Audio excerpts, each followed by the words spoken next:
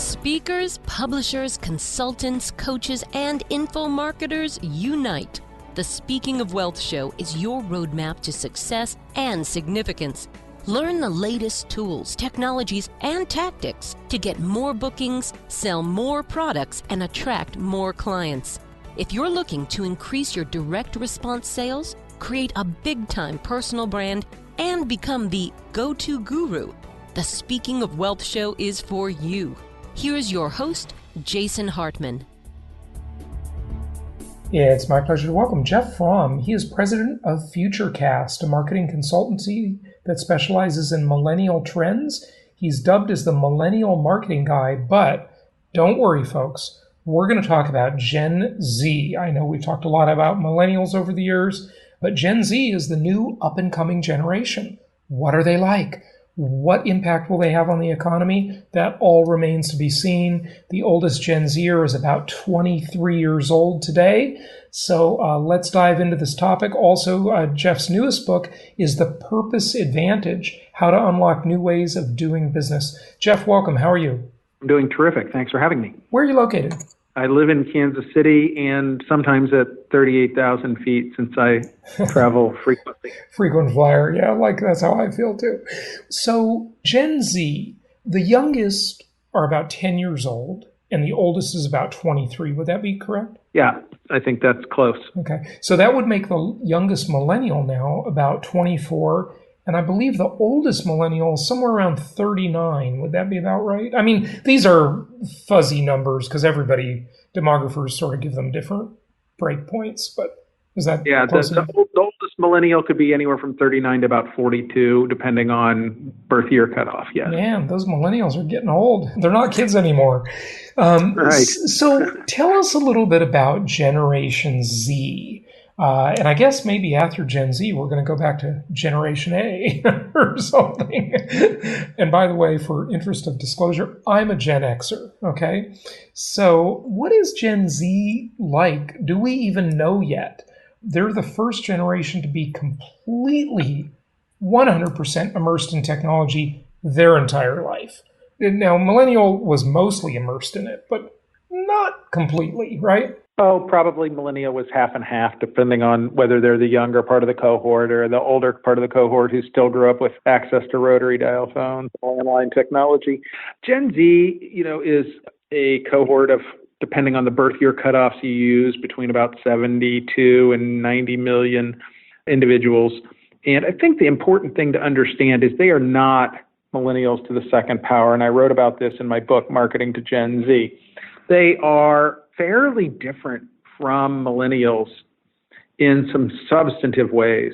For example, they are much more like Gen X and baby boomers in terms of work hard for your money and what you might call old school values. But their digital, social, and mobile behavior is way more advanced even than millennials because they had it their whole life, as you pointed out. So there's sort of a fork in the road where you might say they're old souls in very young bodies.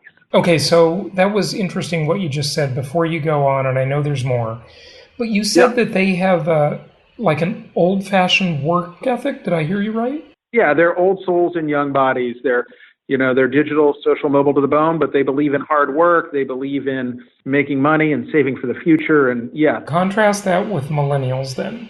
Millennials have been criticized as being, flaky, over-entitled. Would that be the contrast? Is this generation, has the pendulum swung the other way? Or maybe it's an unfair characterization of millennials. Fire away. First of all, I wouldn't believe all the myths I've heard about millennials. They're not all broke, unemployed, living in their parents' basements among a collection of trophies that they've never earned. The fastest growing cohort making $100,000 or more in the United States is millennials, often who have children at this point, right? I mean, there are 10,000 babies being born every day, and they're almost all millennial moms. So I do think it's important that we move past the myths we heard about millennials. And what I would say also is the important thing to understand about Gen Z is their not just absolute buying power and all that, but their influence on trends. So I might be a Gen Xer just like you, but if I'm going to buy technology, I might get input from a 20-year-old son or daughter or a coworker. I might get my fashion cues from someone who's younger, or food trends and health trends. It's important to understand that they have about a 2.5 times more likely to be the early adopter of all of the new trends we're looking at. And so the things that we see with people who are 45 and 55-year-olds, who are mobile pay and all these other things, that starts with a younger person. Mm-hmm. That kind of trend starts with a younger person. And so paying attention to the clues that we get from young people can be important, even if they're not the center of the bullseye of who we think about right this moment. Okay, but I'd really like to contrast the millennial versus the Gen Z as much as possible in every way possible, because I think that helps people understand. Look, we understand things by comparison. So when you said that they have this sort of old-fashioned work ethic, I asked for the contrast to millennials. What do millennials have? And I know certainly, millennials are growing up and et cetera, and there's myths and unfair criticisms. I get it. But just give us that contrast, if you would. Like if we were looking at a table, and on one side you had millennial, and on the other column you had Gen Z, Gen Y, Gen Z. And, what would those differences be? Take us through some of those. So there are a number of differences that are important. For example, millennials grew up sharing everything in social media, perhaps a bit naively thinking it was okay to put anything and everything out there.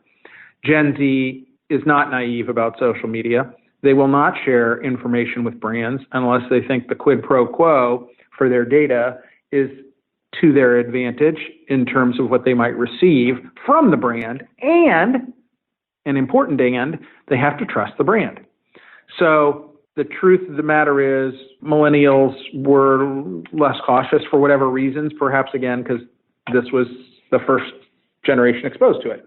Gen Z, very different. Millennials had huge amount of angst around the environment, and the environment's still a major topic today. Gen Z's biggest topic is probably around equality.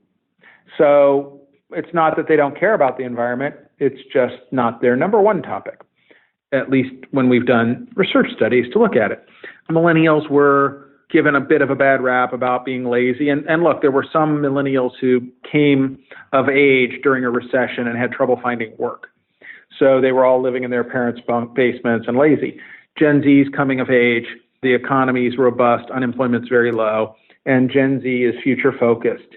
And they're going to work hard for their money, and they're competitive. Millennials were known for being collaborative.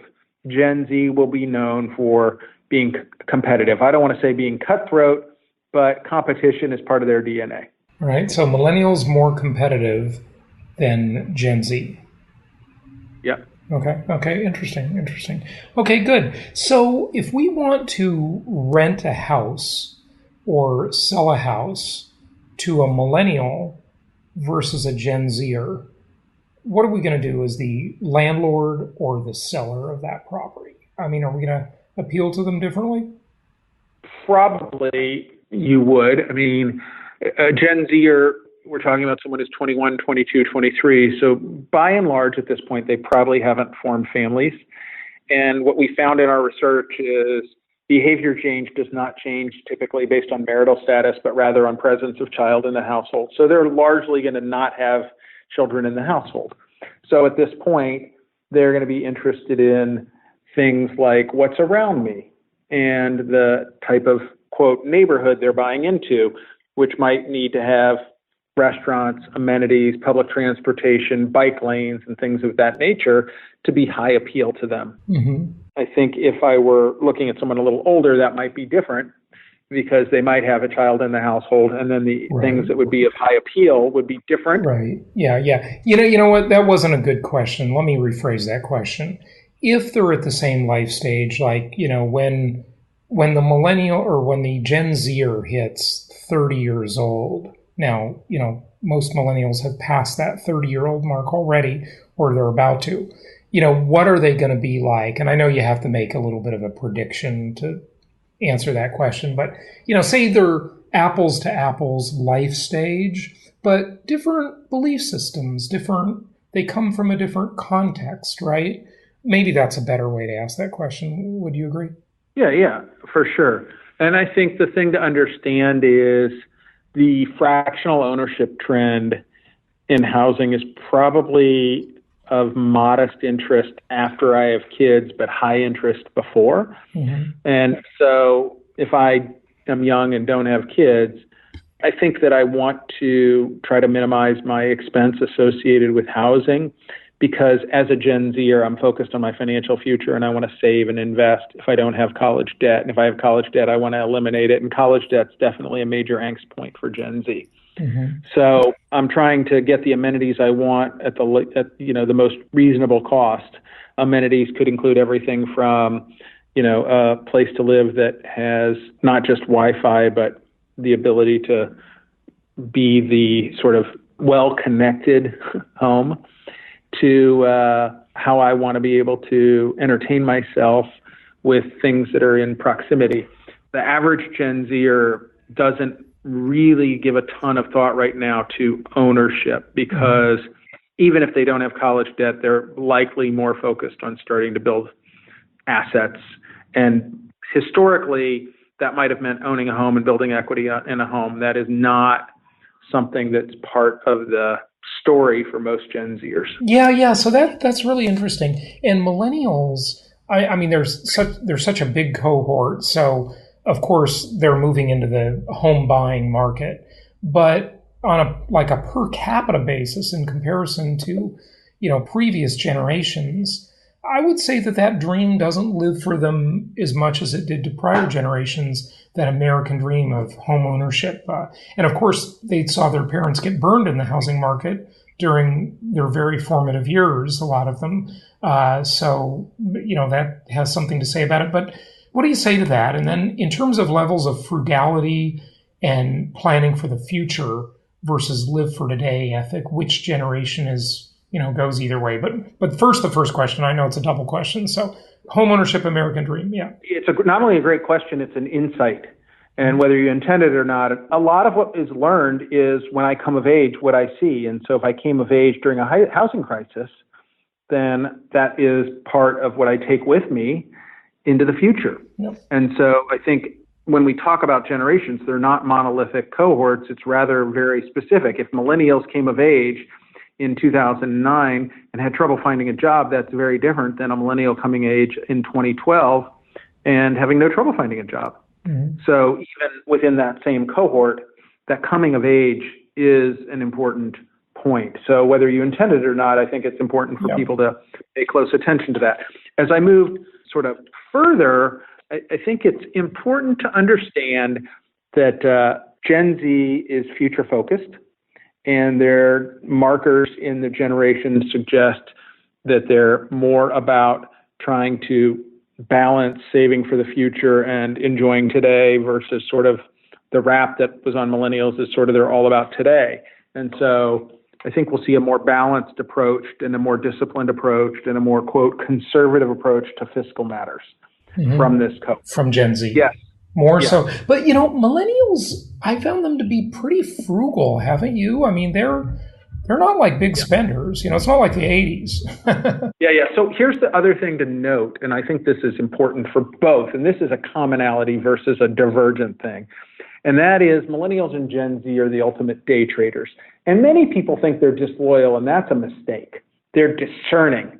They trade up and they trade down. If they want to pay a premium for a coffee, they pay a premium. If they don't think your brand is very strong, they trade down to private label. And so you can go to any grocery store in this country and find a cart filled with brands and private label because they trade up for the brands they care about.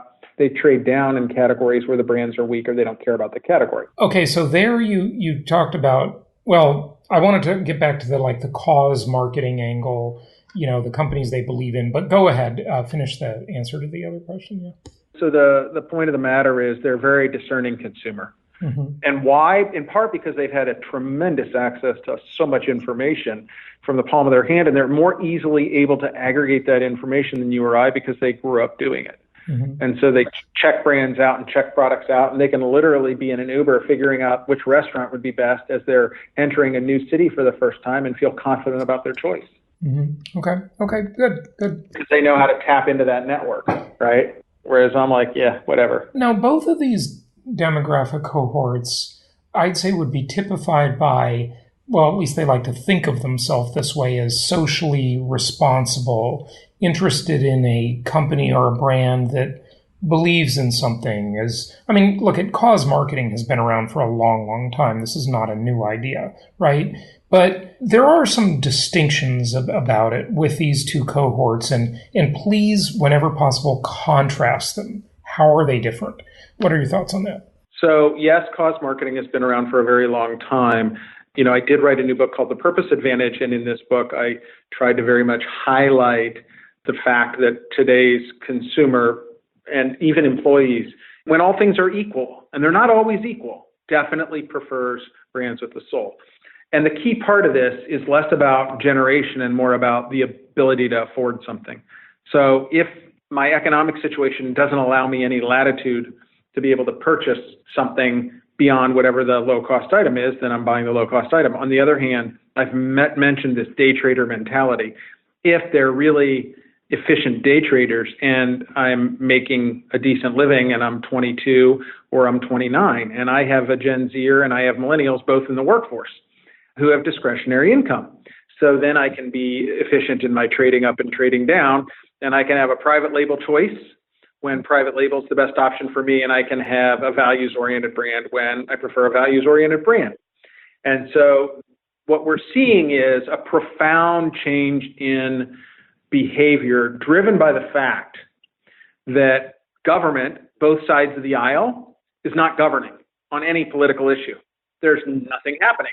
And then organized religion, when I say the word innovation and organized religion, it's not exactly something that goes hand in hand, right? People are like, innovation, organized religion. So we have a purpose white space void.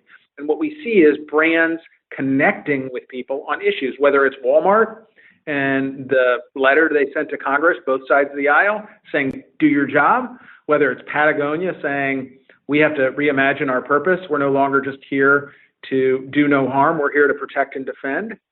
And whether it's Ben & Jerry's on prison reform, company after company is filling this big void. And young people, when they can afford it, are going to spend a small premium for brands that align to their values. Okay, good to know. What else would you like people to know as we wrap it up? Maybe a question I haven't asked you, just anything you want to share with our listeners?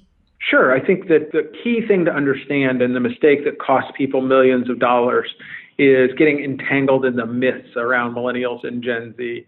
Deal with the hard data, not the myths. These generations are not homogenous cohorts. There are parts of the cohort that are thriving and there are parts of the cohort that are struggling. A lot of that has to do with when they came of age.